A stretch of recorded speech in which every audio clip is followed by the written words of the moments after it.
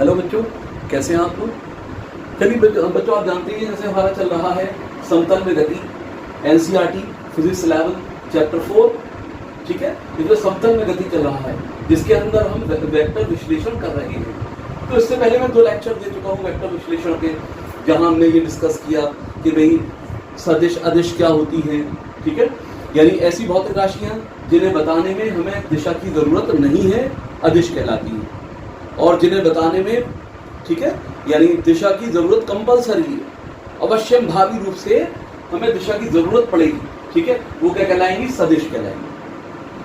तो इसी क्रम में मेरा दूसरा लेक्चर रहा जहां पर मैंने वेक्टरों के प्रकार आपको बताए, ठीक है। यानी समान वेक्टर होते हैं, विपरीत वेक्टर होते हैं, एक तल में वेक्टर होते हैं, रेखीय वेक्टर होते हैं, एकांक वेक्टर होता है, ठीक है।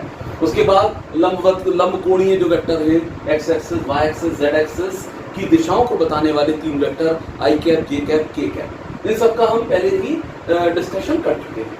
आज बच्चों हम बात करेंगे, जैसे कोई वस्तु है उस पर 2 वेक्टर एक साथ, या मान लीजिए 2 फोर्स किसी वस्तु पर एक साथ कार्य कर रहे हैं, ठीक है, तो उस पर परिणामी बल कितना लगेगा, उसे हम कैसे निकालें, ठीक है। तो आज हम देखेंगे यहाँ पर कि भाई हम 2 सदिशों को जोड़ते कैसे हैं, उनका संयोजन कैसे करते हैं, ठीक है। तो जैसे अगर मैं बात करूं यहाँ पर, जैसे अदिश राशियों को हम कैसे जोड़ रहे थे उधर, अदिश राशियां, ठीक है, कैसे जोड़ी जा रही थी। जैसे मान लो मुझे फिजिक्स पढ़ने में टाइम लगा, या किसी बच्चे ने फिजिक्स पढ़ा 2 घंटे, कितनी देर पढ़ा, 2 घंटे। केमिस्ट्री वही स्टूडेंट पढ़ता है 1 घंटा, ठीक है। तो कुल कितना घंटे पढ़ा, तो कुल घंटा निकालने के लिए बच्चों में डायरेक्ट क्या कर दूंगा, इसको ऐड कर दूंगा, यानी कुल समय लगेगा बस 2 + 1 3R। कुल समय कितना लगेगा, 3 घंटा लगेगा, 3 घंटा लगेगा इसके, ठीक है। तो अदिश राशियों को जोड़ने में कोई हमें इधर उधर का नियम, कोई खास नियम की जरूरत नहीं पड़ी, कोई विशेष नियम की जरूरत नहीं पड़ी। लेकिन बच्चों हम 2 वेक्टर को इस तरीके से नहीं जोड़ सकते हैं। जैसे मैंने कहा, एक वस्तु पर 2 बल कार्य कर रहे हैं, 10 न्यूटन और 30 न्यूटन, एक वस्तु पर एक साथ कार्य कर रहे हैं। मैंने कहा भाई इसका परिणामी बल क्या होगा।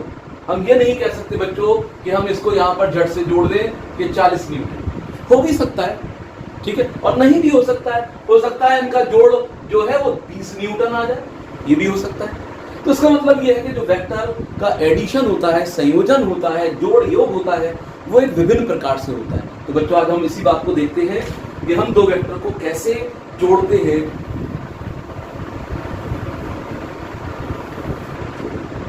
तो 2 वेक्टरों का जोड़ना, वेक्टरों का योग यानी जोड़ना, 2 वेक्टर को जोड़ना, योग करना, या बच्चों मैं कह सकता हूं संयोजन, 2 वेक्टरों का संयोजन, ठीक है। तो अब इसको हम 2 तरीके से बच्चों जोड़ते हैं। 2 तरीके से कैसे जोड़ते हैं, 2 तरीके हमारे पास। एक तरीका है ज्यामितीय तरीका,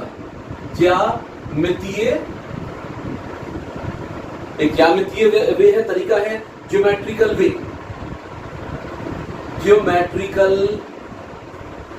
वे, ज्यामितीय विधि से हम 2 वेक्टर को जोड़ते हैं, ठीक है। दूसरा होता है गणितीय विधि।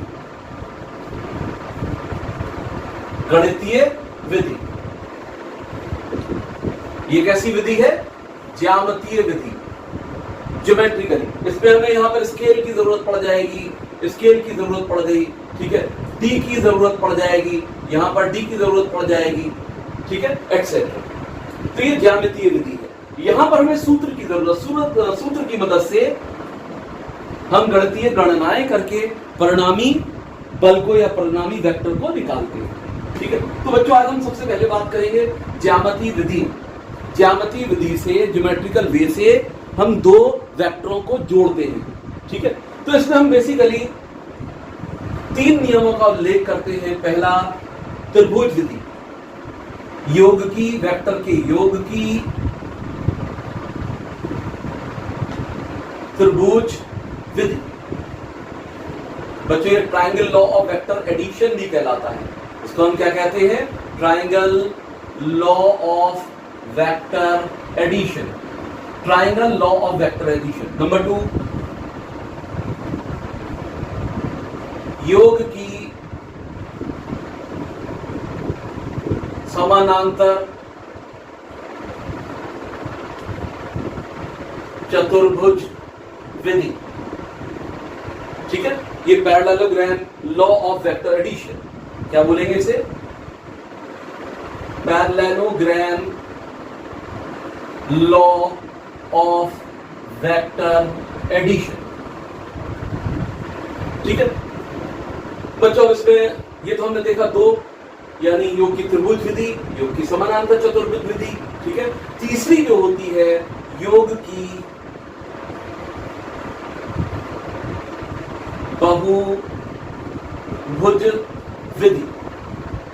योग की बहुभुज विधि, यानी इसको हम बोलते हैं polygon law of vector addition.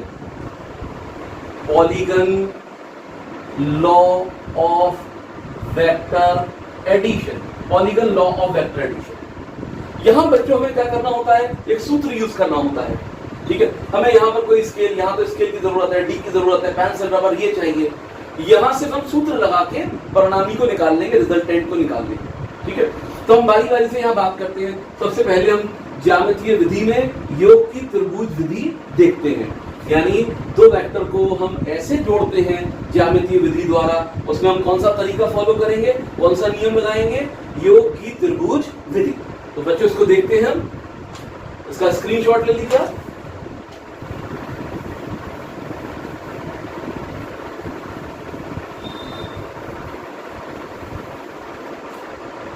जैसे बच्चों मुझे अब करना है, अब हम कौन सा कर रहे हैं?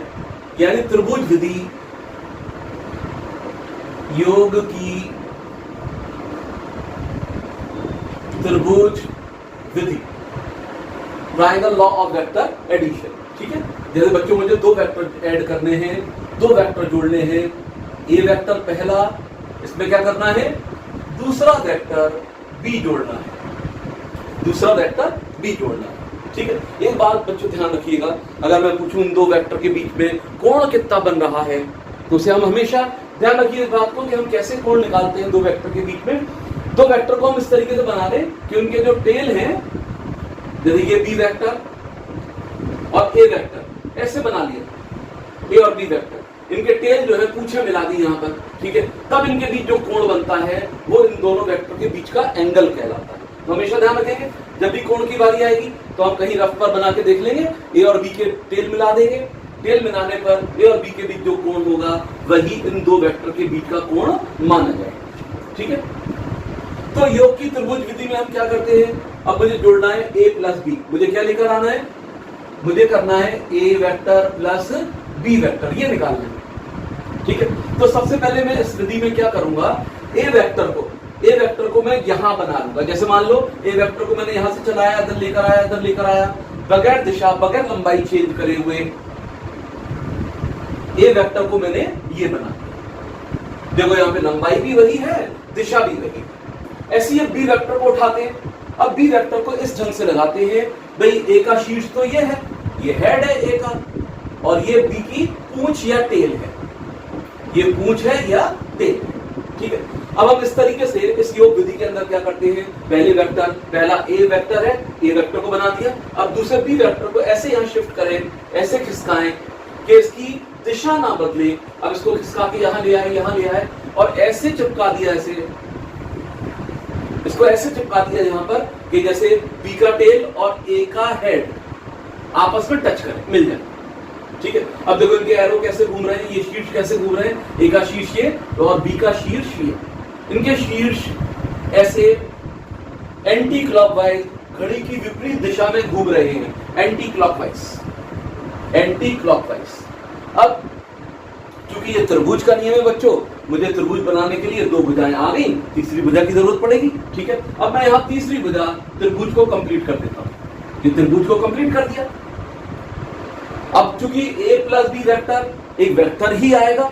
ठीक है, मान लो a प्लस बी का योग आता है r वेक्टर, तब a प्लस बी यानी r वेक्टर, और r वेक्टर हमारे पास ये आ गया। अब इसका एरो लगाना होता है, अभी एरो चल रहे हैं ऐसे एंटी क्लॉकवाइज, तो आर का एरो क्लॉकवाइज यानी कि ये दिशा बनेगी आर वेक्टर, और आर वेक्टर बराबर हो जाएगा ए वेक्टर प्लस बी वेक्टर, ए वेक्टर प्लस बी वेक्टर। अब आपने कहा कि सर मुझे तो बी प्लस ए करना है, बी में ए ऐड करना है, अब इस विधि से हम कैसे बनाएंगे? वही मेथड, पहला वेक्टर बी है तो पहले बी बना दो, बी वेक्टर बनाओ बच्चों। अब बी वेक्टर यहां से उठाया मैंने इधर करके इधर शिफ्ट कर दिया, अब बी वेक्टर को ये बना दिया, बी वेक्टर को क्या बना दिया, ऐसे करके बना दिया, अब बी वेक्टर ये बन गया, पहला वेक्टर बी हो गया। अब ए को, ए वेक्टर को लाओ इस तरीके से बनाओ, बी का हेड और ए का टेल आपस में मिल जाएगा, अब ये ए वेक्टर बना दिया। अब इनके एरो कैसे चल रहे हैं, बी का शीर्ष और ए का शीर्ष ऐसे घूम रहे हैं क्लॉकवाइज दिशा में, ठीक है।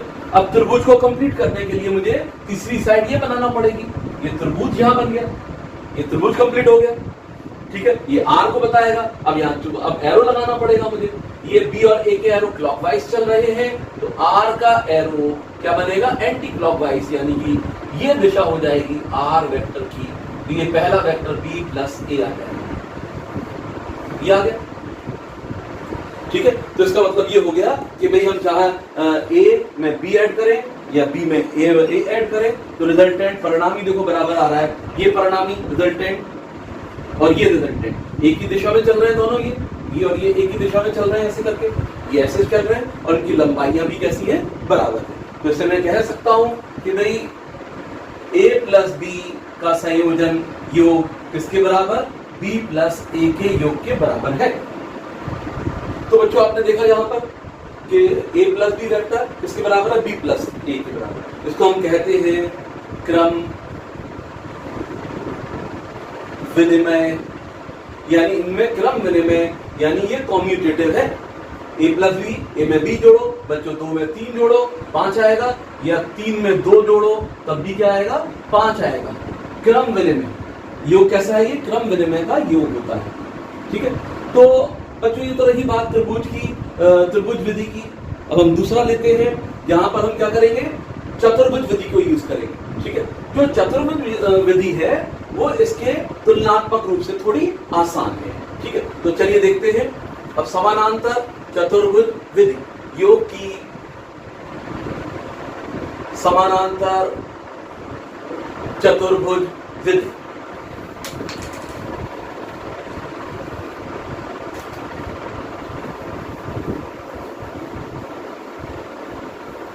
ये तुलनात्मक रूप से ज्यादा आसान है।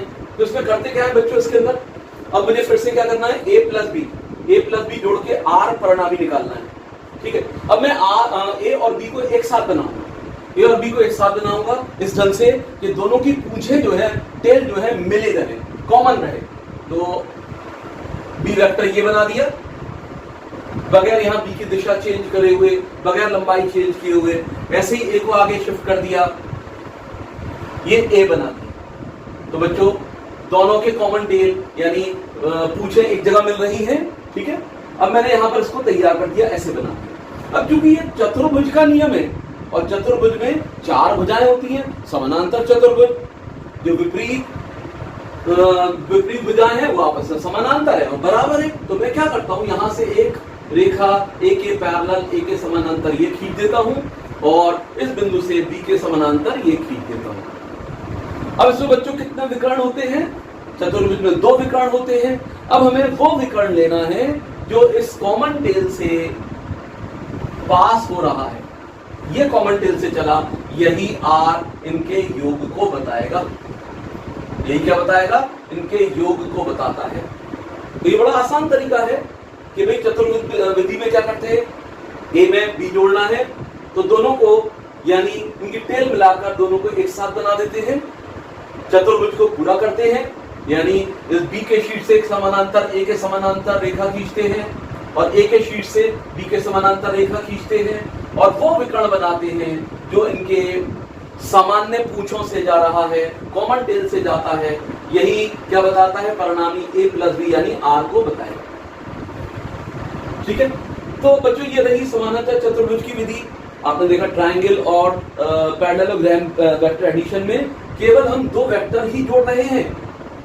त्रिभुज विधि में भी 2 वेक्टर जोड़े ए एंड बी, यहां पर भी हम 2 वेक्टर ए एंड बी जोड़ रहे हैं। अगर 2 से ज्यादा वेक्टर हो जाएंगे तब क्या करेंगे? तब बच्चों हम बहुभुज विधि यूज करते हैं, पॉलीगन मेथड यूज करते हैं। तो देखते हैं उसको। ये बिल्कुल समझ लीजिए जो त्रिभुज विधि है उसके बड़े भैया आएंगे, बिल्कुल त्रिभुज विधि की तरह है। ठीक है, तो तीसरा है योग की बहुभुज विधि, योग की बहुभुज विधि। ठीक है, अब जैसे मान लो एक बिंदु है, इस पर कुछ वेक्टर कार्य कर रहे हैं एक साथ। ए वेक्टर ये लग रहा है, बी वेक्टर ये है, सी वेक्टर बच्चों ये काम कर रहा है। ठीक है, और एक वेक्टर डी ये काम कर रहा है। यहां पर 4 वेक्टर एक बिंदु ओ पर एक साथ कार्य कर रहे हैं। अब 2 से ज्यादा वेक्टर हो गए, अब हम क्या करेंगे? बहुभुज विधि यूज करेंगे। मुझे निकालना है A plus B plus C plus D, ये निकालना है। इन चारों का योग निकालना है, आर निकालना है। चारों का योग क्या है? आर। ठीक है, इसको हमें निकालना है। तो इसके लिए हम क्या करेंगे? सबसे पहला वेक्टर कौन है? ए को बना दीजिए बगैर इसकी दिशा लंबाई चेंज करे हुए। ए को आप यहां खिसका के बना दीजिए, ए वेक्टर ये हो। अब बी को लेकर आइए, बी ऐसे तिरछा ये चला ये चला ये चला, बी को ऐसे बना दीजिए, ये बी वेक्टर को बना दीजिए बगैर दिशा चेंज किए हुए, बगैर दिशा और बगैर लंबाई चेंज किए हुए बी ए बना दिए। ठीक है, अब सी, अब तीसरा वेक्टर आया सी बिल्कुल सीधा ये चल रहा है, ये चला सी वेक्टर यहां बना दीजिए, सी वेक्टर ये बना। अब बना दीजिए डी वेक्टर कहां पर है? नीचे की ओर है। डी वेक्टर ये चले, डी वेक्टर ये बना दीजिए, डी वेक्टर ये आ गया, डी वेक्टर ऐसे बना, ये हो गया। चारों वेक्टर बच्चों मैंने एक एक करके बना दिए। इनके शीर्ष कैसे घूम रहे हैं? एंटी क्लॉकवाइज, घड़ी की सुइयों की गति के विपरीत दिशा में एंटी क्लॉकवाइज ये चल रहे हैं। अब मुझे क्या करना है? बहुभुज बनाना है। तो बस अब यहां पर ये प्रारंभिक बिंदु, ये अंतिम बिंदु, इनको जोड़ दीजिए। यहां पे जोड़ दूंगा इसको। ठीक है, और इस यहां एक एरो बना के, एक वेक्टर बना के उसका एरो कैसे रखूंगा? क्लॉकवाइज दिशा में। A B C D anti clockwise घूम रहे हैं, तो आर जो परिणामी होगा वो क्लॉकवाइज घूमेगा। अब मैं इसको डार्क कर देता हूं, ये डार्क कर दिया।